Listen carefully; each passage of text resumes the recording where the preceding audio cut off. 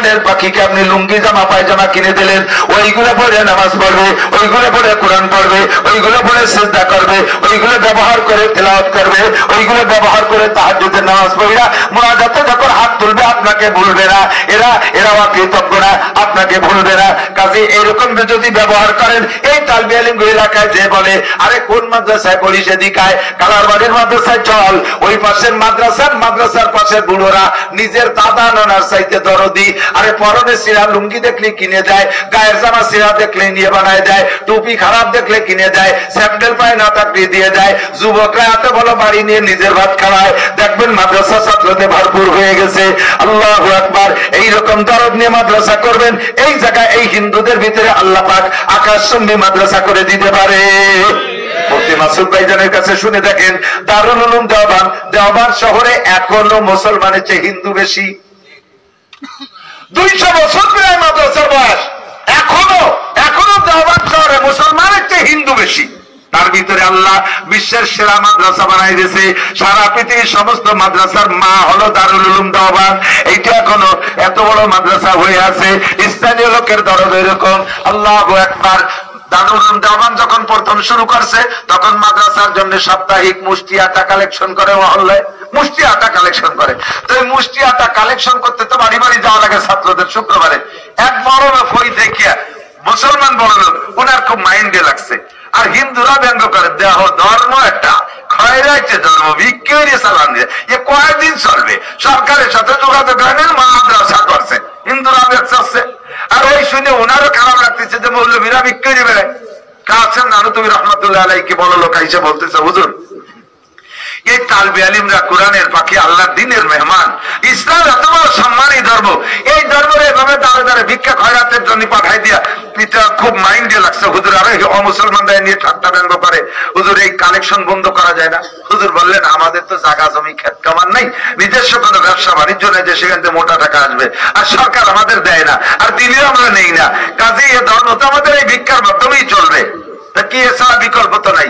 এখন বড় লোক বলতেছে, হুজুর যদি বিকল্প ব্যবস্থা হয় তাহলে কি বন্ধ করবেন? হুজুর বললেন, ব্যবস্থাটা বলো। আপনার সারা বছরে কত আটা লাগে, মাসে কত টাকা লাগে, যদি আপনি মাসিক ভাবে চান তাহলে পুরো এক মাসের আটা আমি সব দিয়ে দেব, আর যদি একবারে বাৎসরিক চান তাহলে আমি একবারেই দিয়ে দেব। এই ভিক্ষা বন্ধ হয়ে যাবে। হুজুর বললেন, আল্লাহ তোমারে তৌফিক দিক, আল্লাহ তোমারে কবুল করুন। সে অন্তর থেকেই বলছে, সে তার কি বলে ক্রেডিট দেখানোর জন্য বলে নাই, তার আত্মহমিকায় বলে নাই, সে সত্যি ধর্মের প্রতি দরদি হয়েই বলছে। হুজুরের কাছে সে দোয়া পাবে কি পাবে না? হুজুর সেভাবে এক গাদি দোয়া দিয়েছে। তবে বাবা, তোমার এই কথাকে আমি আজকে রেজাল্ট দিতে পারছি না, আমি আগামীকালকে বলবো, তুমি কাল একটু এসো, ইনশাআল্লাহ কাল বলবো। আবার রাত্রে একটু মিটিং আছে। কি মিটিং? মিটিং হলো পরামর্শ করবে যে এটা বন্ধ করবে কি করবে না। তা মিটিংটা কার সাথে? মাদ্রাসার কমিটি নিয়ে মিটিং না, হুজুরদের সাথে মিটিং না, যারা আটা দেয় তাদের সাথে মিটিং হবে। হুজুর মিটিং করার জন্য শহরে ডাকেন নাই, বাড়ি বাড়ি যাইয়ে মিটিং করবে, এক একজন করে শুনবে। তো মাদ্রাসার কাছে এক বুড়ি, যে বুড়ি আটা দেয়, এর এক বুড়ির কাছে যে রাত্রে বলতেছে, বুড়ি তোমারও কপাল, তোমাদেরও কপাল ভালো, আমাদেরও কপাল ভালো, আল্লাহ এক বড় লোককে পাঠাই দিয়েছে, আমাদের সারা বছরের আটা দিয়ে দেবে। আমার তালবে আলিমরা সপ্তাহে সপ্তাহে তোমাদের বিরক্ত করবে না, ওদেরও কষ্ট হবে না, তোমাদের যে দেওয়ার যে কষ্ট, এই কষ্ট তোমাদের হবে না। আল্লাহ রহমত আল্লাহ ব্যবস্থা করে দিয়েছে, আমরা আর মুষ্টি আটা কালেকশন করতে আসবো না। তাতে বুড়ি তোমার মতামতটা কি একটু কও তো, এই কালেকশন কি বন্ধ করে দেবো? বুড়ি কয় কান্দে দিয়েছে, তুমি তোমার বড় লোককে নিয়ে তোমার হুজুরকে নিয়ে ভেস্তে যাওকে, বুঝছে তুমি আমাকে ভেস্তে যাতে দিবা না। আমরা মূর্খ অশিক্ষিত মানুষ, সাধারণ পাবলিক, কোরআন হাদিস পড়তে পারি না, মেলা ইবাদত বন্দেগী করতে পারি না। তুমি এই মাদ্রাসা করছো, আলেম তালবে আলিম এক মুঠ আটা খাওয়াইয়া এর ওসিলায় ভেস্তের আশা করতেছিলাম, তুমি সেই আটা ঠুকো নিবা না, তার মানে আমাকে ভেস্তে যেতে দিবা না। তুমি তোমার বড় লোকের হুজুরকে নিয়ে ভেস্তে যাবে, যাওকে আমাকে কমালে যা আছে তো হবে না।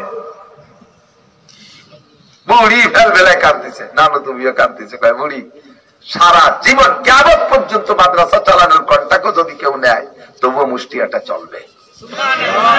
আমার এই আটার মাধ্যমে আমার গরিবরা ভেস্তে যাবে, আমার আটার মাধ্যমে আমার এলাকার জনগণ ভেস্তে যাবে। কথা বলেন ঠিক ঠিক না? আপনাদের বাড়ি যায়, ঘরে যায়, চাউল চায়, মুষ্টি চাল চায়, ধান চাল, চাল পাট চায়, যা চায় এই যে কে চেয়েছে নিয়ে আসে কান্দে কেটে। বিরক্ত হবেন না, বুঝবেন একদিন। তারা ইদান কাশাফাল গুবারো আবার শুনতা হাদা রিজলিকা আমহামারো মর্দমারা সব সরদার খাবেদা গাছতে বেদারা কে উরত আজজাহা। বর্তমানে দুনিয়ায় যারা আছি আমরা সব ঘুমন্ত আছি।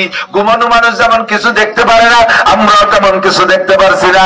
আমরা যদি কবরে চলে যাব চক্ষু বন্ধ করে, মরার পরে আমরা সজাগ হব, বলেন মরার পরে সজাগ হব, তখন বুঝবেন এইগুলো কত কাজে লাগে। এই জন্য বিরক্ত বোধ করবেন না, চাইলে দেওয়ার চেষ্টা করবেন, না চাইলেও দিয়ে সোয়া দিয়ে চেয়ে রাখার চেষ্টা করবেন। দোয়ার জন্য অভাব নাই, দোয়া করার জন্য হুজুররা রেডি আছে। আল্লাহু আকবার। এই দোয়া নিয়ে পাওয়ার জন্য আপনার লাইন রাখবেন। নবী পাক বলেন ইউসাফা আহলুন নার আয়ামুরু বিহিমুর রাজুলু মিন আহলিল জান্নাতি ফায়াকুলু ইয়া ফুলান আমা তারিফুনি আনাল্লাযী সাকাইতুকা শারবা ওয়া ক্বালা বা'দুহুম আনাল্লাযী ওয়াহাবতু লাকা উযুয়া ওয়া ইশফাউ লাহুম ফায়ুদখিলুহুমুল জান্নাহ। একটু জোরে কান আল্লাহু আকবার।